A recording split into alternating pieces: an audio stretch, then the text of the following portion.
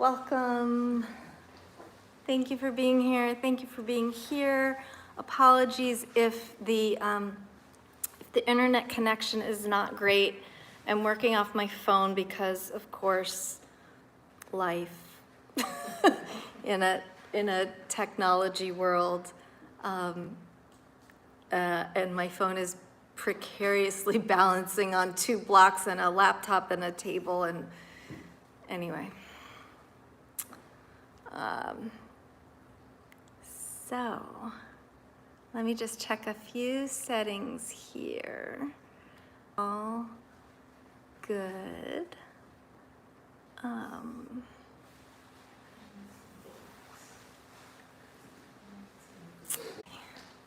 So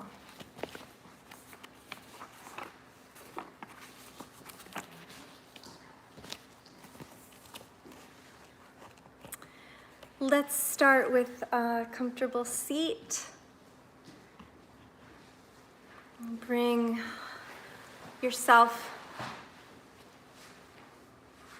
into the space. So recognize your ground. Step 1, get comfortable, get grounded. There is support to be had from underneath us. And sometimes it takes a few layers to dig into that support. It takes a few breaths. It takes a few reminders inside that we're safe, that we're here, that we're held, that we're okay. Because Lord knows how many messages are coming in all the time that we're not okay. I mean, you could argue that capitalism is built around a message that you're not okay, and so you have to buy something to fix yourself. So what we're asking to feel right now is just a very simple drop into momentary and very present okayness, even in spite of what we may be aware of or what we might be being told. We're okay. The ground is here to catch us. So let's sink into that for a bit of time.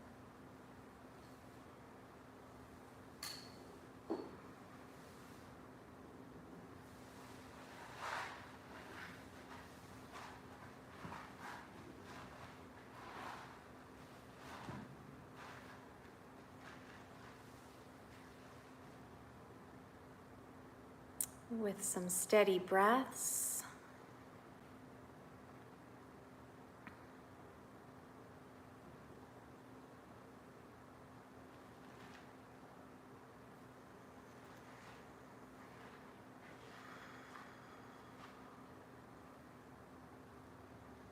With some inner recognition of space and length in the spine and width across the heart center.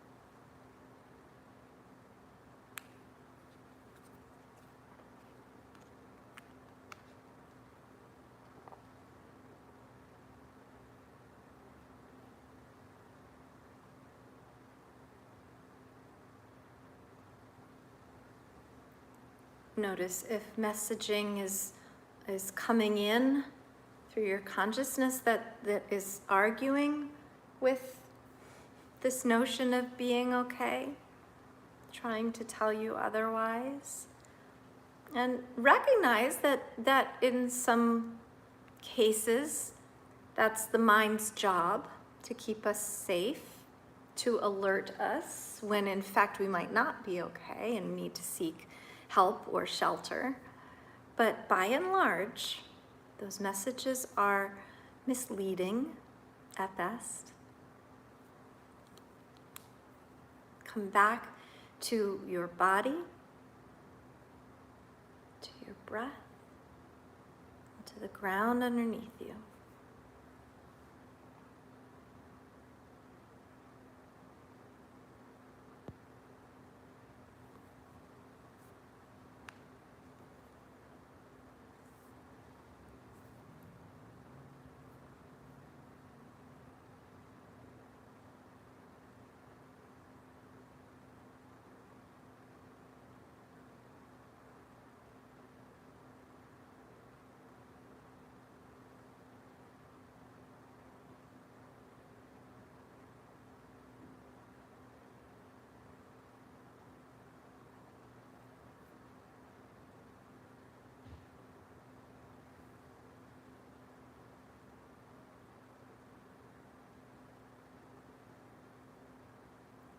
Let the breath filter through wherever it enters and seep in wherever it lands, and then make its way naturally back out to make room for the next.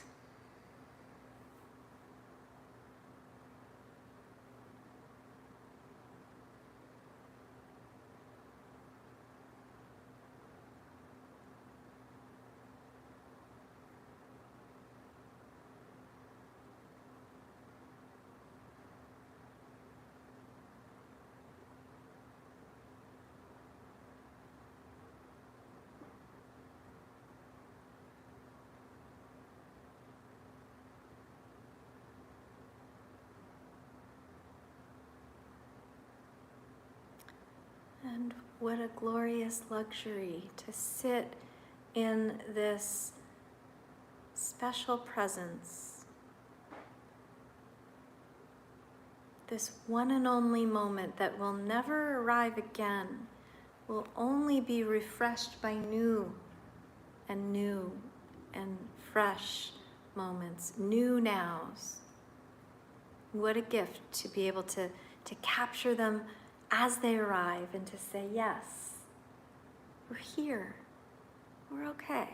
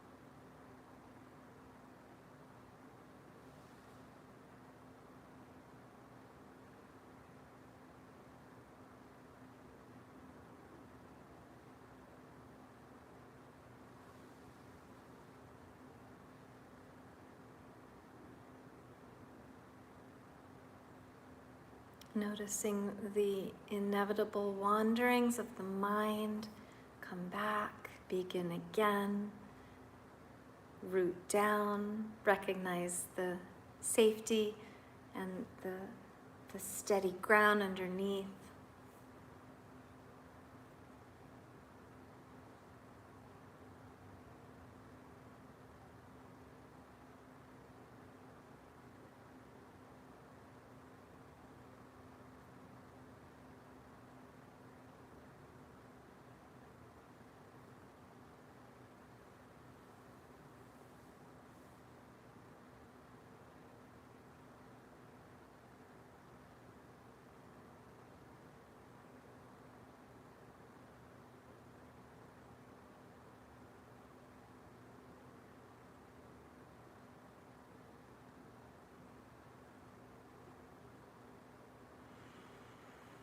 And then gather up a a nice, sweet inhale and release it all the way back out. Rearrange yourself as you wish.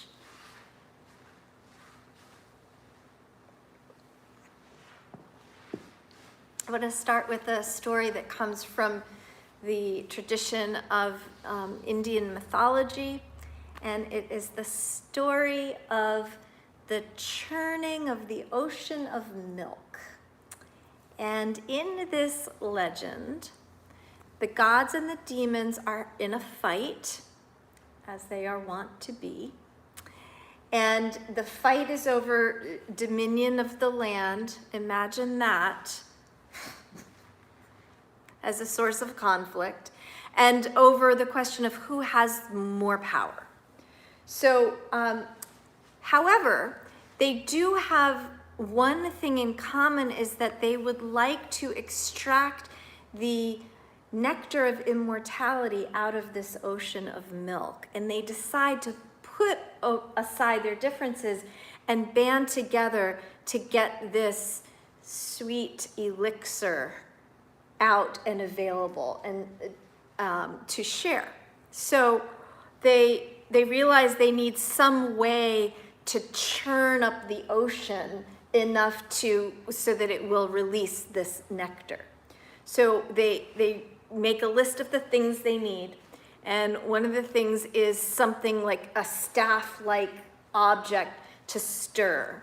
And so they break off a piece of Mount Mandara, an offshoot of this grand mountain, and it's Mount Meru is the grand mountain, and they break off a piece of it that serves as the world's axis, and they anchor that down, and they realize they need something at the base to hold it. So Vishnu, in his avatar as Kurma, the turtle, decides that he's going to volunteer to be the anchor. So he holds the base of Mount Meru, and they need something to actually spin the mountain with.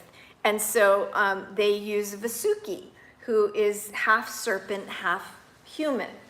And so serpent on the bottom, he wraps his tail around the top of the mountain, and he's human on top, or maybe it's vice versa, it doesn't matter. And they all get together and they grab Vasuki and they start to turn and they start to churn and they start to whip up the ocean of milk. And they're getting somewhere and they're getting somewhere and they're getting somewhere. But then instead of the nectar, this elixir that they're all seeking, out shoots this poison. This poison liquid is coming up and flying in, and they've got to do something before it contaminates the nectar that they're seeking. And so Shiva, the third god in the Hindu triumvirate, he is the destroyer. He's also the king of yoga, the original yogi, and he is fast on his feet and in his mind. He's the god of the dance. He sweeps in and he swallows the poison to prevent it from contaminating the thing that they're all seeking. And his throat turns blue. This is why he's always often depicted with a blue throat. And he saves the day. They get the nectar, and they still fight over it, and things don't go well. All kinds of other things arise out of the churning of the ocean. Many, many glistening treasures and bejeweled adornments and a wish-fulfilling tree and all kinds of other things. Those all have their own stories. What I want to focus on tonight is the sacrifice that Shiva made to swallow this poison. And the idea of sacrifice is one that pervades almost every religious and spiritual and philosophical tradition. You see sacrifice stories all over the world. Every human conditioning story has some element of sacrifice to it. Jesus comes to mind, yes? The word is from the Latin. The word that we know to mean sacrifice is from the Latin, and it means to make sacred. It's a combination of two words, sacer, which is sacred, and facer, to make. So often, though, the religious connotation of sacrifice is violent, like the sacrificial lamb, that you would kill an animal at the altar to prove to the gods that you're worthy. And in fact, the story of Abraham being willing to sacrifice his son Isaac to prove his devotion to God is one of our most enduring sacrifice stories. Thank goodness the angel Gabriel intervenes and says, no, you don't have to do it. Untie him. We believe you. God sees that you have faith and that you are devoted. In Hebrew, the word for sacrifice is korban, which means to draw near. And in fact, the story of Abraham's willingness to sacrifice his son is really a story about him drawing near to his faith, to his belief, to his trust in God. His willingness to release the thing that was most dear to him is what the sacrifice story is. You could argue other things, but that's the one I like to go to because it's the most comforting. In Sanskrit, the word for sacrifice is yajna. And in the very first yogic text, the Rig Veda, yajna is described as our navel. The navel, considered to be the center of the world around which the entire cosmos turns. It's the thing that anchors us. It's Kurma at the base of the ocean churning up the milk to receive this elixir that will save the day. And as the navel, as the center, as like the gut level place where we live and we feel and we receive our first sustenance through the umbilical cord, is how we are first nourished in utero. It's just this thing that's holding us from splintering out or going too far in any direction. In fact, our first essence of being alive and being nourished in utero is a mother's sacrifice, in fact, to give of herself literally, biologically, so that we may live. And when we consider that sacrifice has to happen in order for us to live, and that once we are living as a separate entity, that the moment we put too much emphasis on us as separateness, and we stop sacrificing any one thing for anyone else, is when we lose ourselves in suffering and clinging and grasping and aversion. In the Bhagavad Gita, we're told that renouncing the ego is the only thing that will sustain us and will sustain the world. And it says that that selfish action imprisons the world, but selfless action, some essence of sacrifice, is the thing that will free us and will free it.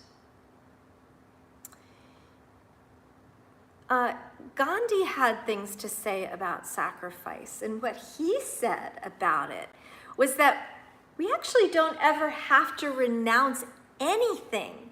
All we have to do is change our ideas about who the possessor really is. Who is really in charge? Certainly not us. And who really does govern what we have and what we feel and what we seek and what we treasure? Not us. And the more we cling to those things, the less we have in the end, and the more we understand that we're not in charge. So for a period of contemplative practice, I want to invite you to sort of sort through, take a moment in your mind, sort through the things that are most treasured to you, the things that you would least be willing to relinquish or to sacrifice or to give up. If you're a parent, you understand this concept pretty deeply, that we sacrifice ourselves because of how much we treasure and value our kids' well-being. But we're flipping it around and saying, well, what are the things external to us that we think we would be least willing to give up? And in this contemplation right now, this evening, we're not going to ask ourselves to give up anything, but to reframe these aspects of our lives as not really ours. As a parent of children who are on the brink of full adulthood, there is very little left for me to do in the end except love them fiercely and believe in them and give guidance when called upon and keep my mouth shut the rest of the time. And so as I treasure my children, I realize that I have to sacrifice and relinquish any notion that they're mine anymore, because I don't buckle them into the car seat and drop them at preschool or take them to the playground. They're doing those things on their own. I mean, they're not going to preschool, but so any other aspect of life, friends, jobs that we love, roles that we play, homes that we cherish, places that we feel deeply connected to. Are they really ours? And once we recognize that they're not, we're borrowing, we're valuing, we're treasuring, but we're not controlling, then we can go into this place of, well, the sacrifice is the recognition of the mindset that sets these things, these places, these people free. And as a result, ourselves free.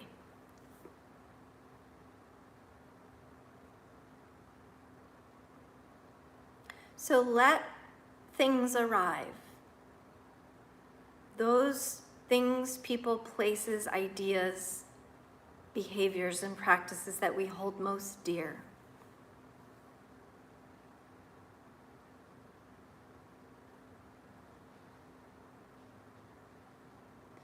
And the more we love them, the less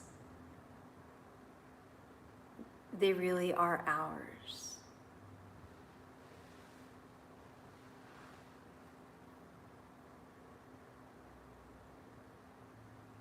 The more we come to this recognition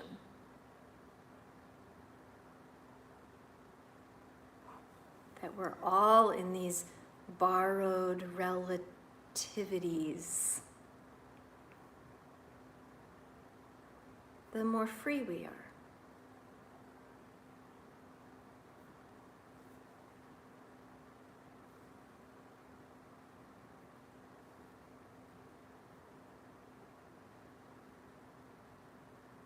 And sacrifice perhaps turns into gratitude.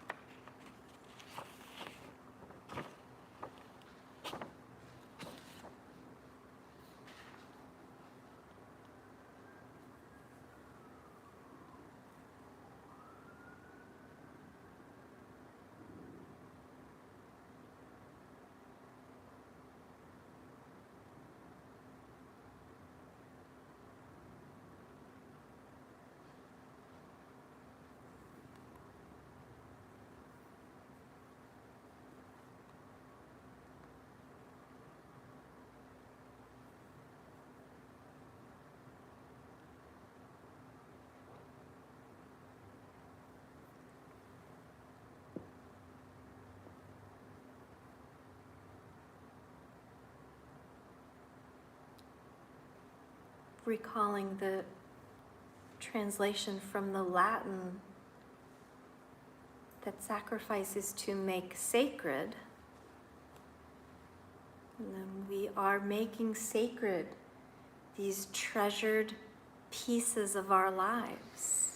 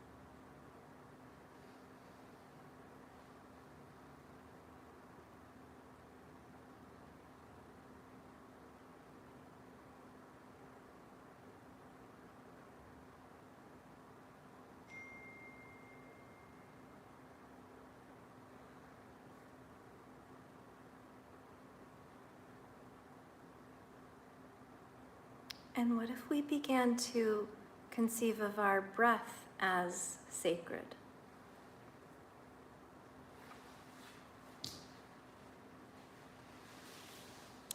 And what if we sacrificed this notion that the breath is even ours at all, but that instead we are inhaling this precious, sacred life force and allowing it to move through us, and we provide a temporary host, a temple for this sacred life force to visit, to refresh, to nourish, to honor, and then we release with every exhale.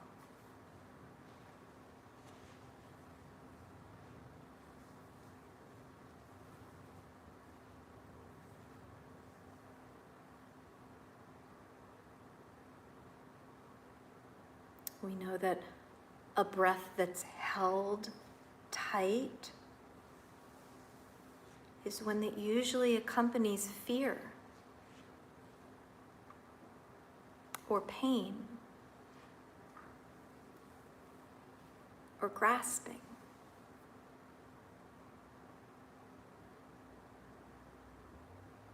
And it's hard to make sacred these moments when we feel afraid, or we suffer, or we cling.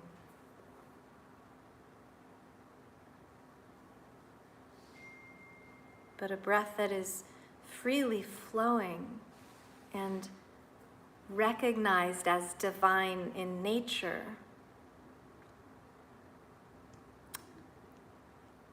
that is sacred and powerful.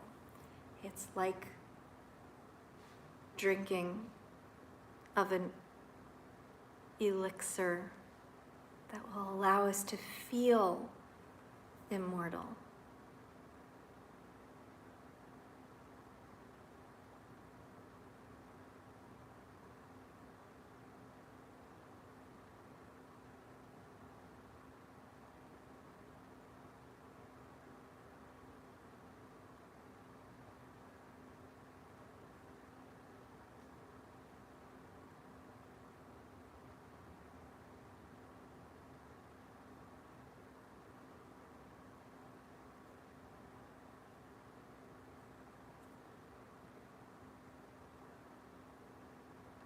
This is from a poem called Sunday Morning by Wallace Stevens. Why should she give her bounty to the dead? What is divinity if it can come only in silent shadows and in dreams? Shall she not find in comforts of the sun, in pungent fruit and bright green wings, or else in any balm or beauty of the earth, things to be cherished like the thought of heaven? Divinity must live within herself.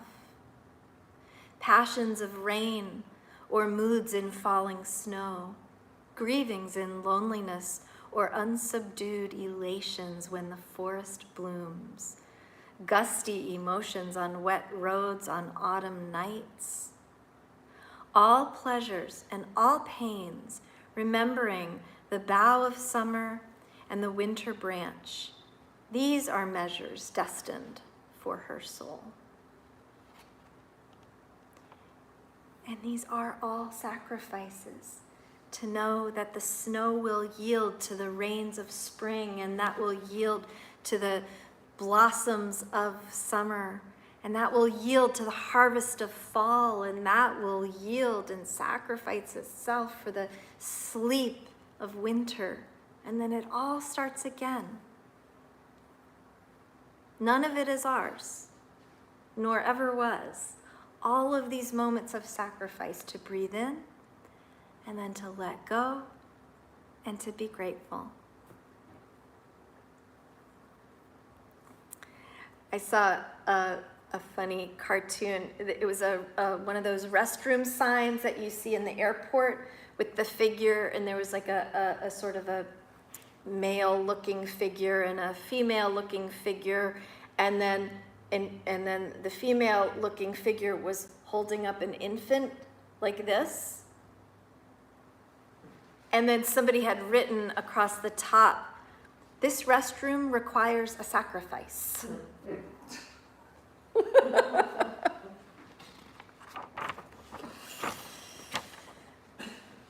There's a beautiful, it's not beautiful, I don't know what it is. It's a story. It's a teaching tale that Viktor Frankl tells in his really profound book, Man's Search for Meaning. Highly recommend if you haven't read it.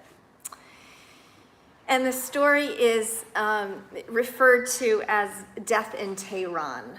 This is a common story. I don't know if anybody's familiar, but Death in Tehran. There's a servant to a very rich Persian king. And the servant, while walking in the garden, is confronted by death, capital D, incarnate. And the servant turns tail and runs inside and bangs on the king's door, says, "Master, please, please, please, may I borrow your fastest horse? I must ride quickly to Tehran because I just saw death in the garden."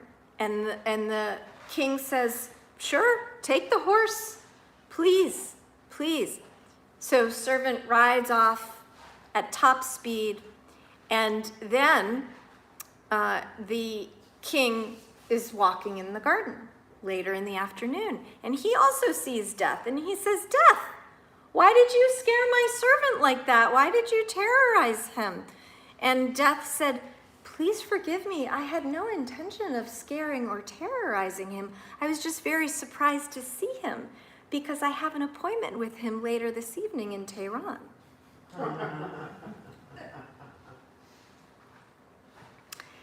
The thing we are so afraid to give up is often the thing that never belonged to us in the first place. And it will catch up with us one way or the other. The great Indian philosopher and teacher Krishnamurti says that you cannot love truly if you are thinking about yourself.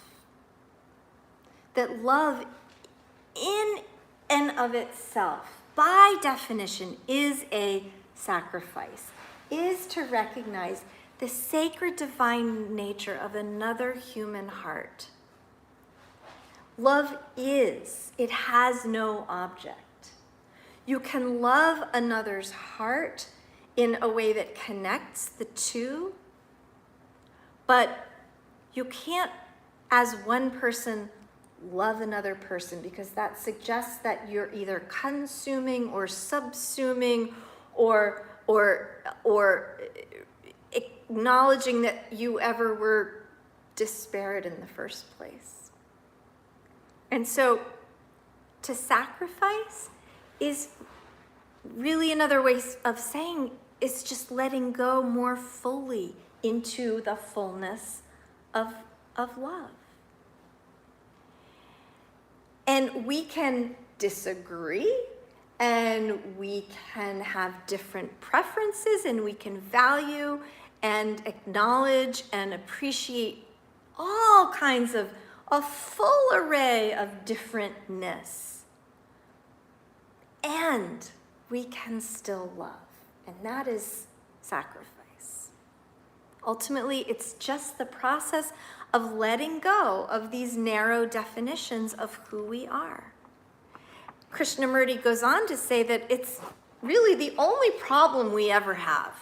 The only problem we ever have is just letting go of this mistaken notion that we are special, that we are different, and that we can have, and we can control, and we can consume and subsume. Trace everything that's ever caused you pain back to this truth, and it makes sense. A final period of sitting, and in these next few minutes together, imagine that every single breath is like a little sip of that magical elixir that Shiva sacrificed his throat in order for us to have. Every breath, a sip of the nectar of immortality to remember who we really are, divine at our core, capable of limitless, undying love.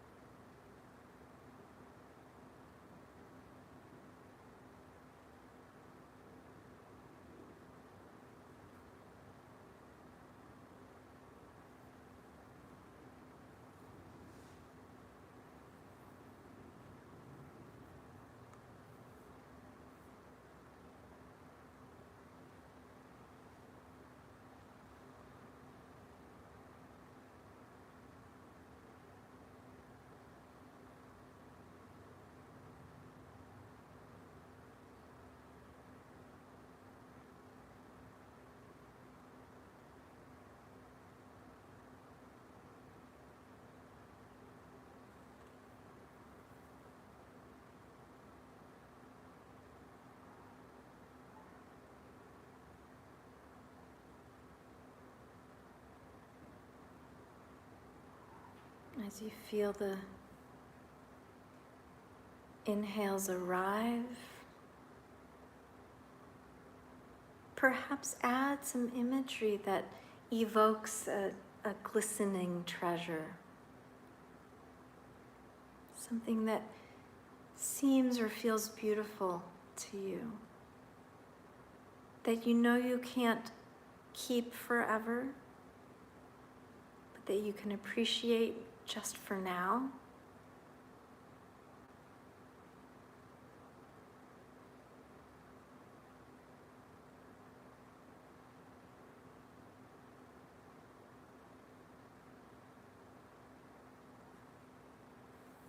Make that thing sacred just for the moment,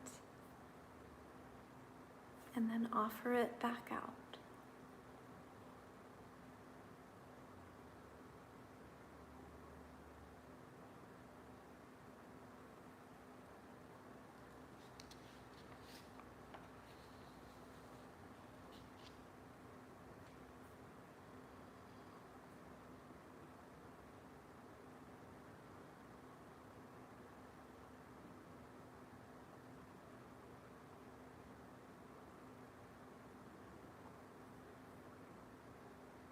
And the breath really does become this perfect analogy for sacrifice.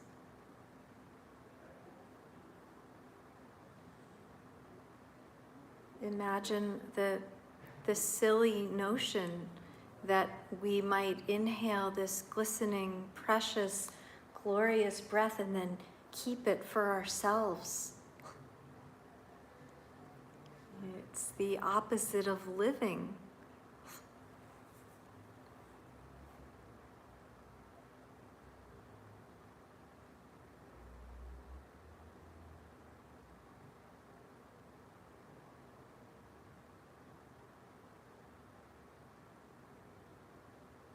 If we recognize the folly of imagining we could own or keep that next precious breath inside of us forever and ever, turns into the wisdom that every moment of our lives we are sacrificing a little bit of ourselves so that we can take in more of what's divine. And then comes these waves of gratitude.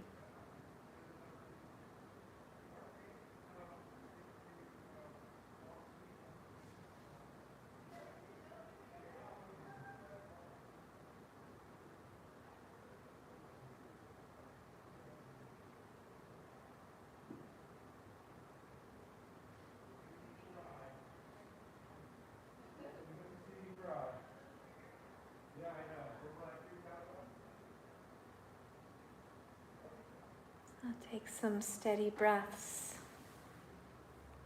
Gently bring yourself back to the present moment, immediateness of wherever you are. And I thank you so much. And I wish you peace. Thank you. Thank you.